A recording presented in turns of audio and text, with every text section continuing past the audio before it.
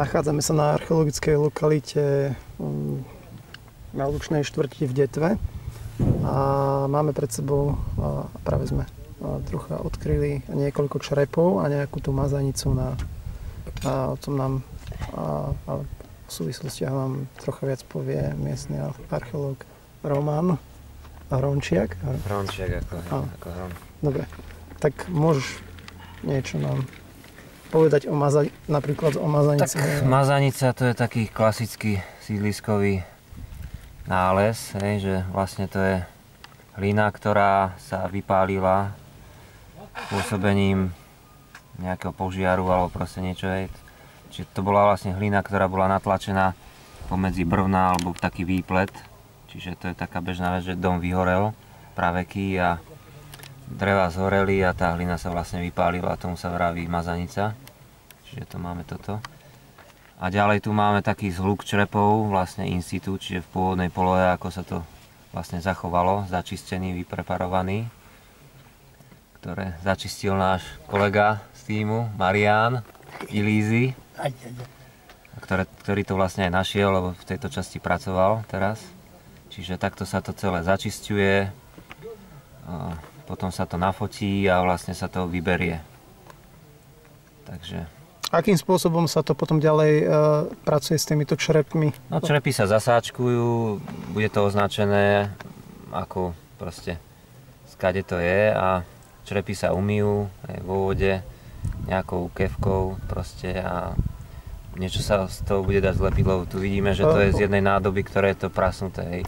Už či to bude celá nádoba, to asi ťažko, ale nejaký fragment nádoby, možno viacerých.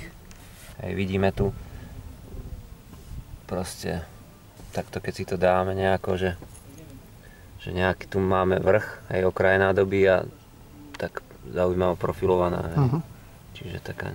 No keby sme si ju ešte trocha očistili, tak by to... No, ale vidíme ten tvar, samozrejme, je to nejaká taká tmavý povrch, trochu tá čierna vychádza, no niekedy to býva aj od ohňa začmudené a tak, takže...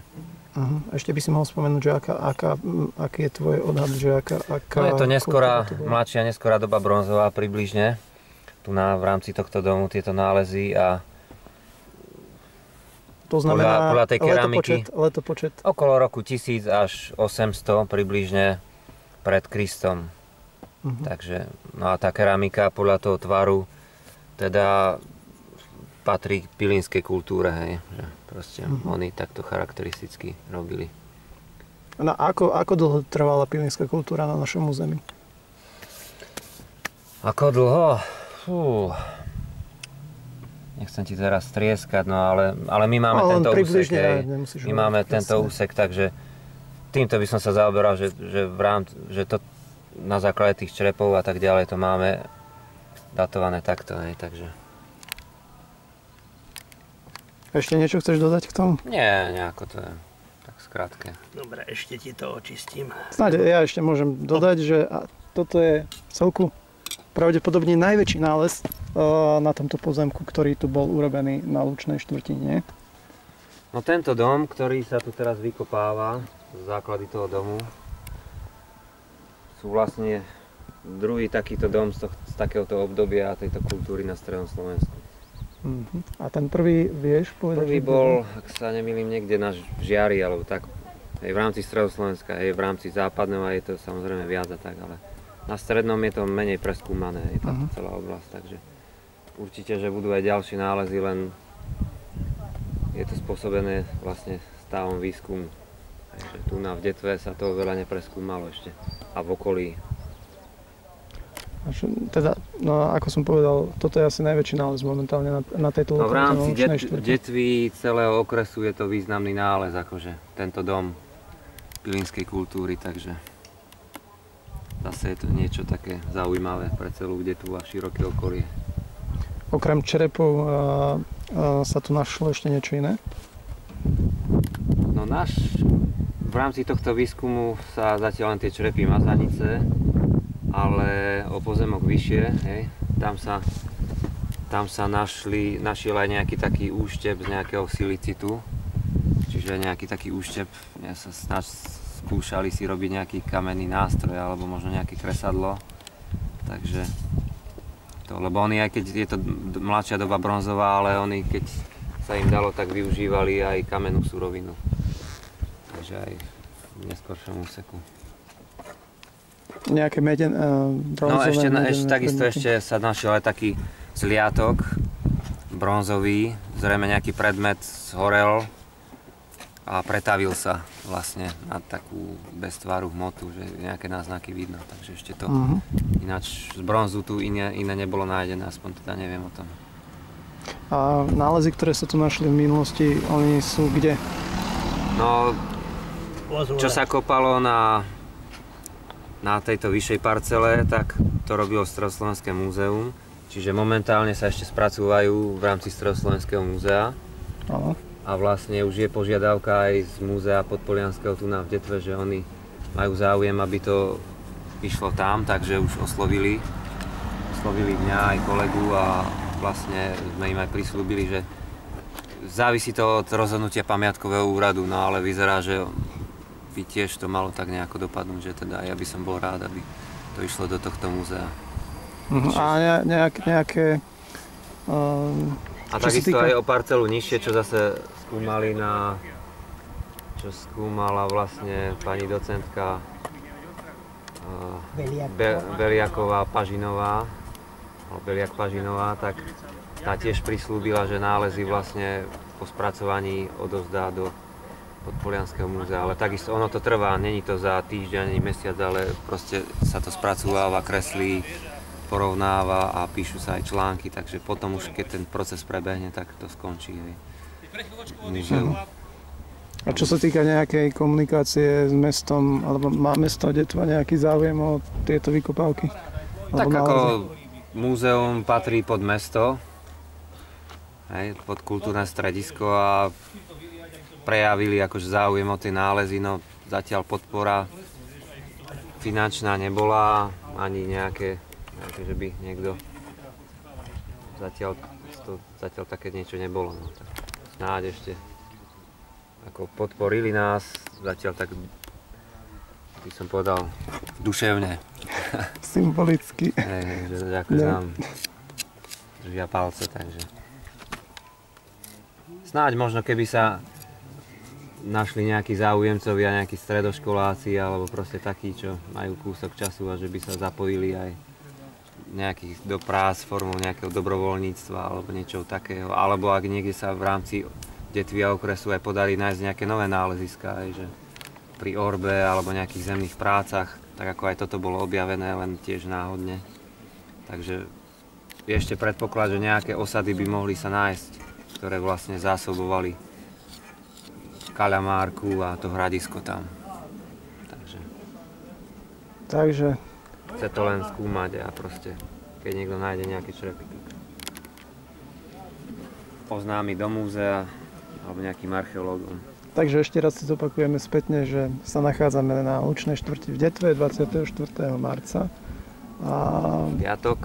Piatok a my sme tu našli vlastne, alebo ty si tu našiel nejaké ostatky obydlia. Vlastne dom pilínskej kultúry, ktorý je okolo roku 1000 až 800 pred Kristom zhruba datovaný. No presnejšie datovanie by bolo, keď sa zoberú nejaké uhlíky a dá sa to na analýzu, takže...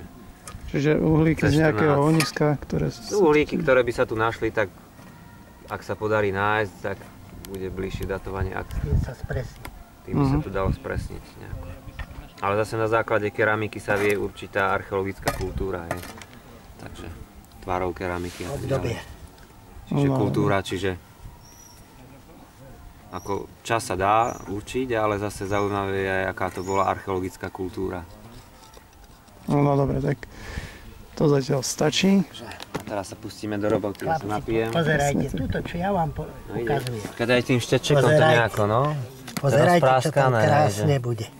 Tak na čo aj kolegu, on to je tiež dobrovoľník, dobrovoľne sa tu snaží už.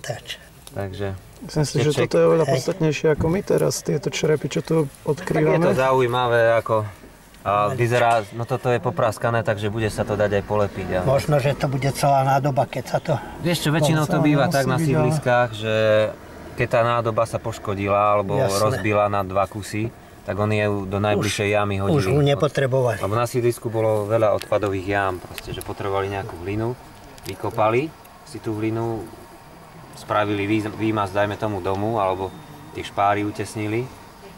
No a keď tá jama bola prázdna, tak najbližší odpad tam hodili a zasypali to potom. Tuto je ďalší. No, pekne to proste treba povypreparovať. To je ako najkrásnejšie, čo aj vo filmoch, čo ukazujú, tak každý si myslí, že bude len zo špachtľov a štečekom robiť. Hej, a prax je taká, že ti dajú do ruky lopatu. Áno, to treba jednoznačne povedať, že od rána sme tu kopali s motikami a s rýlmi, s lopatami. Pokiaľ sme našli tento poklad.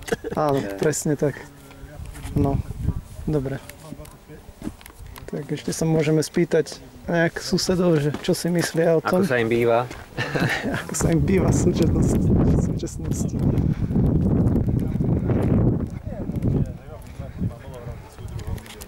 Dobrý deň, ak vás môžem vyrušiť. Ak vás môžem... Hej, to je v podstate jedno. Ale chcel som sa spýtať, že čo si myslíte teda o tých vykopávkach, čo tu prebiehajú? Má to nejaký význam pre nás ako v súčasnosti? Mňa nebežte, lebo ja som Dobre. Tak čo si myslíte o tom? Akože, každopádne to treba zdokumentovať a čím skôr, aby sa ten terajší majiteľ mohol tam stavať. Ale určite to má význam. Tak ako... Poznať svoju históriu, že z čoho vychádza. Určite, je to zaujímavé. Je to zaujímavé a len vždycky si to vlastne odniesie ten terajší majiteľ. Mal to robiť ten developer kvázi, ktorý nám to predával, tento archeologický prieskum a nie každý osobitne si to platiť. To akože, myslím si, že to... To je na hlavu postavené v súčasnosti. Mne to pred 3 rokmi stalo 1000 eur, tu údajne, že je to lacnejšie, ale ja som musel ručne kopať základy pod garážou. Bola tu pani, ktorá to realizovala, respektíve bola dozor, ale skutočne je to zaujímavé, ale je to na náklady terajšieho vlastníka a to by mal štát podľa mňa realizovať. Ak tu niečo je, tak skutočne treba to zdokumentovať, zaznamenať, ale nie na náklady vlastníkov. Dobre, ďakujem vám pekne za rozhovor. A pekný deň zatiaľ. A to pôjde.